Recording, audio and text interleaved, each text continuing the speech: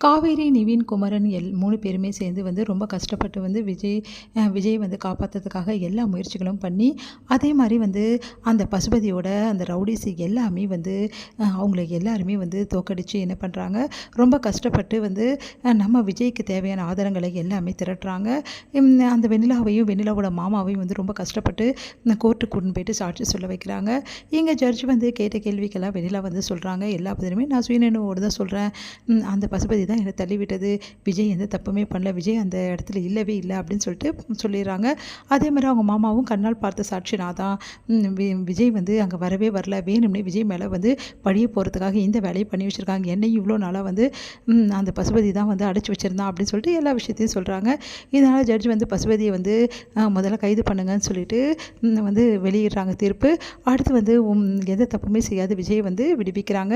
இதனால் விஜய் வீட்டில் எல்லாருமே ரொம்ப சந்தோஷமாக தாத்தா பாட்டி அதுக்கப்புறம் எல்லாருமே ரொம்ப சந்தோஷமாக அடைகிறாங்க. அப்போ வந்து வெண்ணிலாவோட மாமாவை வந்து பரவாயில்ல நீங்கள் வந்து சொன்னீங்க ரொம்ப நன்றி அப்படின்னு சொல்கிறார். பரவாயில்ல விஜய் நாங்கள் உண்மையை தானே சொன்னோம் அப்படின்னு சொல்லிட்டு அவங்களும் சொல்கிறாங்க. சரி நான் வெண்ணிலாவை கூட்டிகிட்டு ஊருக்கே போயிடுறேன்னு சொல்லிட்டு அவங்க மாமா சொல்கிறாரு. பரவாயில்ல வெண்ணிலாவோட ட்ரீட்மெண்ட் முடிகிற வரைக்கும் இங்கே இருக்கட்டும், வெண்ணிலாவை நல்லபடியாக நாங்கள் பார்த்துக்குறோம்னு சொல்லிட்டு தாத்தா பாட்டி சொல்கிறதால வெண்ணிலாவோட மாமா அப்புறம் விஜய் எல்லாருமே வந்து விஜய் வீட்டுக்கு போகிறாங்க.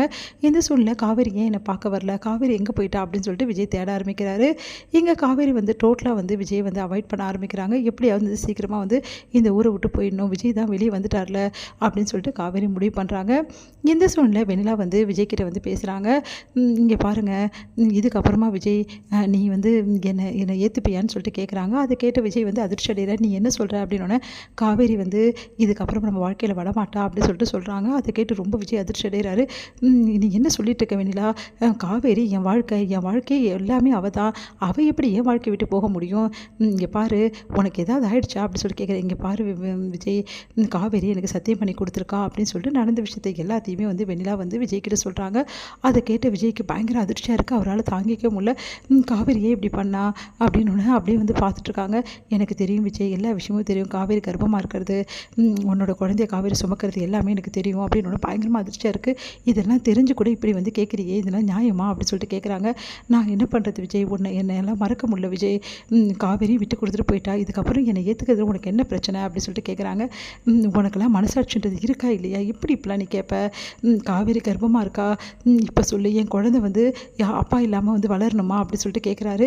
அதை கேட்டு அதிர்ச்சி அடைகிறாங்க வெண்ணிலா. சொல்லு வெண்ணிலா, நான் தான் அப்பா அம்மா இல்லாமல் கஷ்டப்பட்டேன், என் குழந்தையும் வந்து அப்பா இருந்தும் இல்லாமல் வளரணுமா, என் குழந்தைக்கு நான் கொடுக்க வேணாவா எல்லா அன்பையும், என் குழந்தை நல்லபடி இருக்க வேணாவா, சொல்லுங்க வெண்ணிலா, நீயும் அப்பா அம்மா இல்லாமல் வந்து இப்போ கஷ்டம் தானே படுற, அப்பா அம்மா இல்லாத வருத்தம் ஒன்றுன்னு உனக்கும் இப்போ தெரியும்ல அப்படின்னோடனே அப்படியே வந்து என்ன பண்ண தெரியாமல் வெண்ணிலா தவிக்கிறாங்க. காவேரி என்னை காப்பாற்றணுன்றதுக்காக ஏதோ ஒன்று செய்யணும்னு சொல்லிட்டு இப்படி பண்ணிட்டா, உண்மையிலே அவளுக்கு மூளையே கிடையாது, இந்த மாதிரி பண்ணிகிட்ருக்கா. ஆனால் உண்மை என்னென்னா காவேரி என் மேலே வச்சு அவ்வளோ அன்பால் தான் இப்படி பண்ணியிருக்கா வெண்ணிலா. அதனால் காவேரி வந்து சத்தியம் பண்ணிட்டான்னு சொல்லிட்டு காவேரி வந்து இப்படி கஷ்டப்படுத்தாத ப்ளீஸ், உன்னை கெஞ்சி கேட்குறேன், காவேரி தான் என் வாழ்க்கை, காவேரி தான் எங்கள் உலகம், காவேரி தான் எல்லாமே எனக்கு, என் காவேரி வந்து நான் என்றைக்குமே விட முடியாது, இந்த ஜென்மத்தில் என் பொண்டாட்டி என் காவேரி மட்டும்தான் அப்படின்னு சொல்லிட்டு சொன்னோன்னே அதிர்ச்சி அடைகிறாங்க வெண்ணிலா.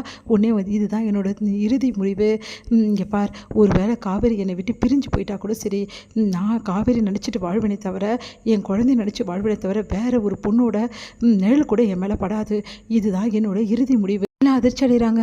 அப்போ நான் காவேரி தான் என் உலகம் வெண்ணிலா, ப்ளீஸ் தயவு செய்து புரிஞ்சுக்கோ, காவேரி எங்கே இருக்கான்னு சொல்லு, நான் போய் காவேரியை கூட்டிகிட்டு வரேன்னு அப்படியே அதிர்ச்சியாக வெண்ணிலா பார்க்குறாங்க.